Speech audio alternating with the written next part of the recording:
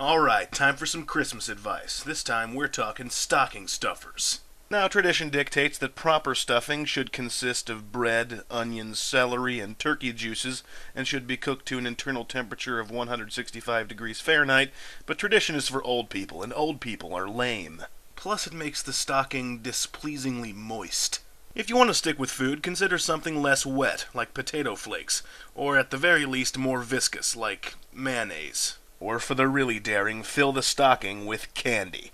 Your kids are probably tired of candy since the candy overload that is Halloween, but it's a risk worth taking. Small toys like harmonicas and Pez dispensers are also good choices, but in terms of overall entertainment, such items are really only designed to serve a single purpose.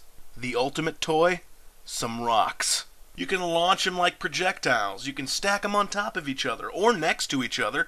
You can even dress up your rock and pretend he's your dad who's never around. If rocks are too cheap for you, I encourage you to rethink your perspective on the concept of the Christmas stocking. Most high-price items won't fit into a conventional stocking anyway, so you'll have to improvise. Is this a bag of metal confetti? Oh no, I got you a Blu-ray player, but it wouldn't fit as is, so I had to put it through a wood chipper first. Merry Christmas. Good afternoon, butt kickers. It's December 20, the 354th day of 2011, which means it's International Human Solidarity Day. This holiday is but one of many initiatives from the United Nations trying to convince people to unite their nations. We tried something like this in high school once, a day dedicated to making the various social cliques and posses join together into one delicious, homogeneous souffle of idealism.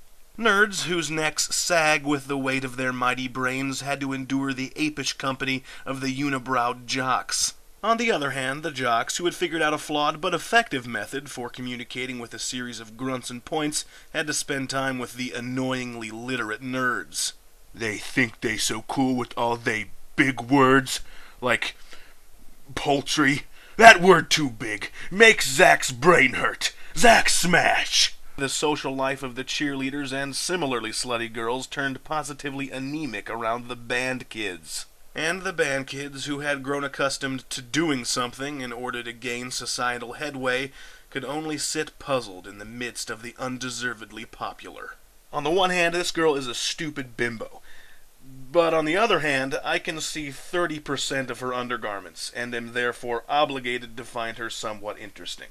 The only successful pairing was that of the druggies and the goths. You see, both groups don't have friends. They both just choose to socialize with others who share similar interests. For druggies, this consists mostly of consuming mind-altering substances and drooling all over themselves while they listen to the same 5 songs again and again.